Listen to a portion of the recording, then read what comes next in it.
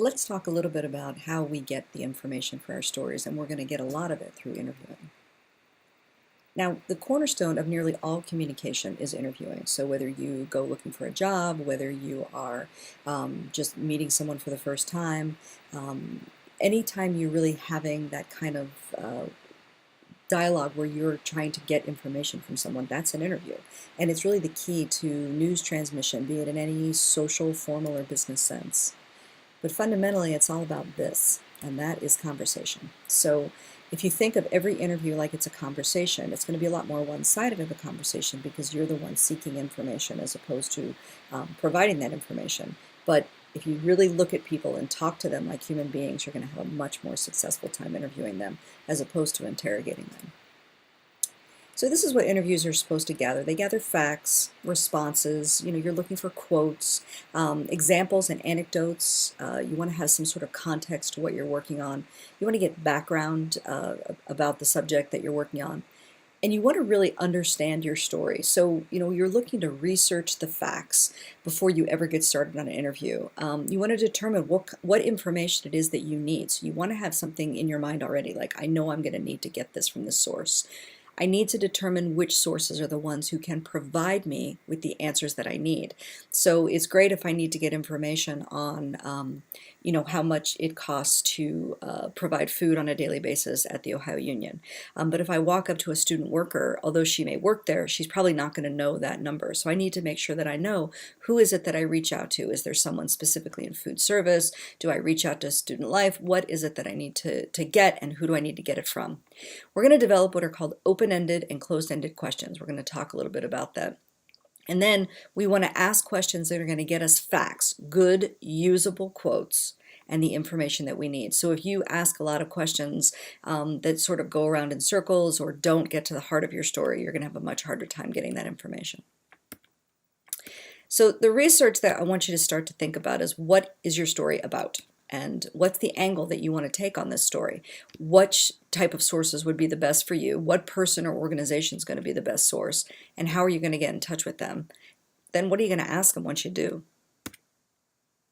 There's really three main types of sources that you're going to interview for your stories. One is a stored source. So as you might guess, that's something that is a repository of some sort. So that might be documents, a website, some sort of research that you're going to look to do. And you're going to interview that information as well. We talk about interviewing data.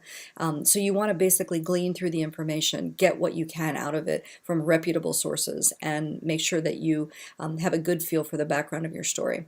You're also going to get observational sources. So again, if you're going back to that story I'm talking about at the union, you're going to want to go to the union and see what food's there, how many people are going through, what's it look like on a lunchtime, what's the variety, give me some examples of different types of food. You could get that information from someone, but it's really better to just observe it yourself. And then the personal sources are the ones you're going to use the most, which is real live human beings that you reach out to and say, hey, I need to get some information. Can I interview you? Can we get some quotes here? You need to understand the experience level of the person who's providing who's working as your source. So, if there's a newsmaker who's seeking coverage, they're going to be pretty savvy in terms of how to work with an interview.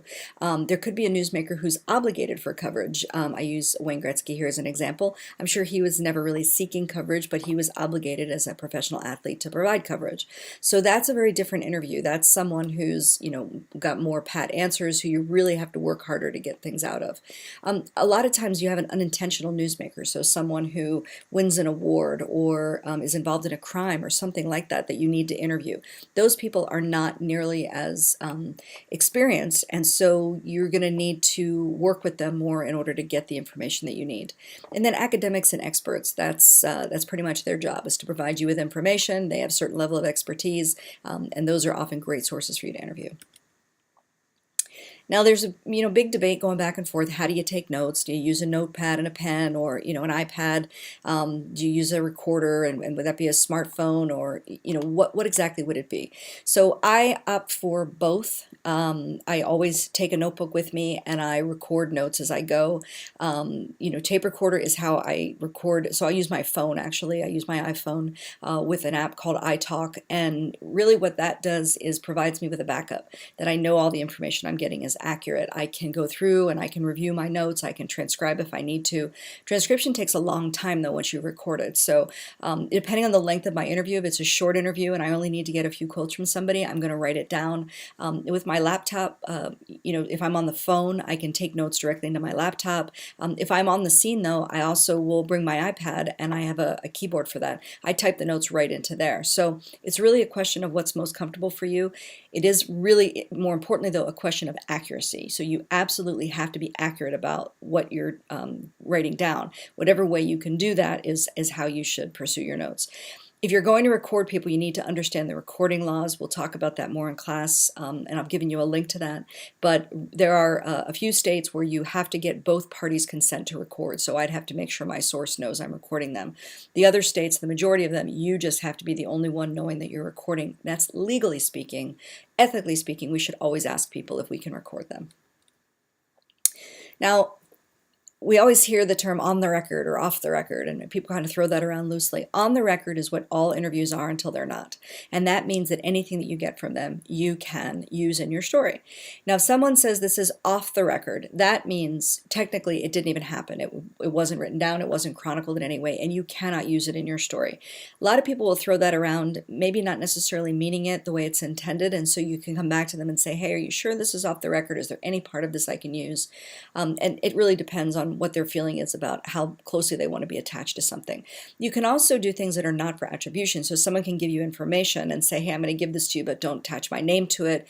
It can be a high-ranking source in government or whatever it would be. People can give you information on background, which says, here, I'm going to give this to you, but you need to take it somewhere else and confirm it. And so you could say, hey, I heard this from a source. Can you confirm this for me with another source on the record? And then deep background is really for your information. This is what's happening, and now you need to go out and pursue the story. So we really want to be on the record. We want to go off the record rarely. And if someone says off the record after they've made a statement, it actually doesn't really apply. And you can tell them that. But that also falls into some ethical territory about how you honor on and off the record. So thinking about when and where you do an interview is important. If you're going to want to do a profile on someone, you're not going to necessarily want to meet them at a coffee shop, or you want to see their house, you want to see their office.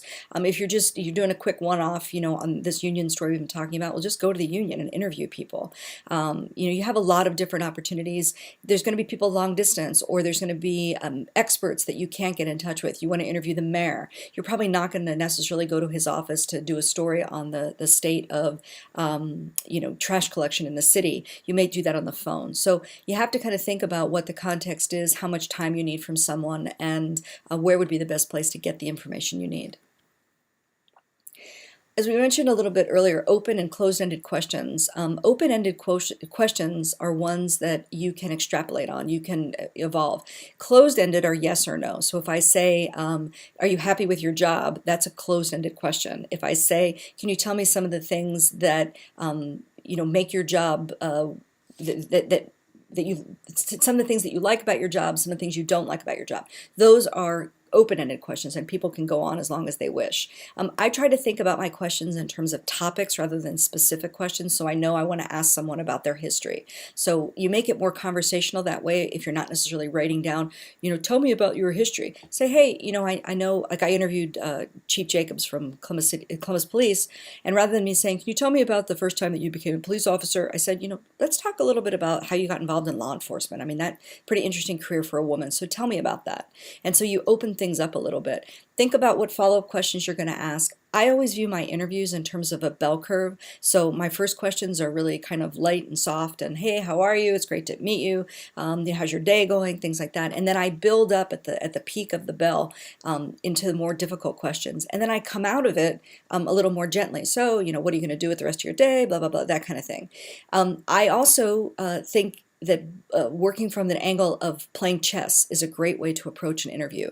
And in chess, it's you make a move, and then someone's going to make a move in return. And then you need to know what your move's going to be after they make their move.